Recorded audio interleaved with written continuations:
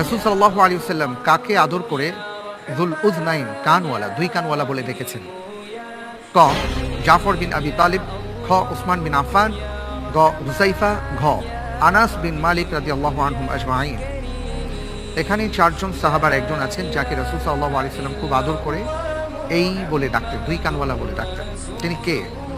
এই প্রশ্নের উত্তরে যেই সাহাবী রয়েছেন তিনি মূলত রাসূল আকরাম সাল্লাল্লাহু আলাইহি সাল্লামের 10 বছর এক নাগাড়ে খাদেম ছিলেন, তাকে খাদিমুর রাসূল বলা হতো।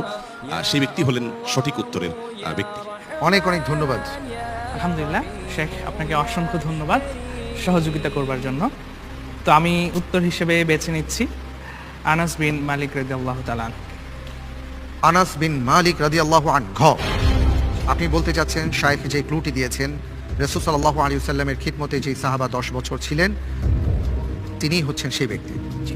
আপনি বলছেন তিনি হচ্ছেন আনাস বিন মালিক রাদিয়াল্লাহু আনহু।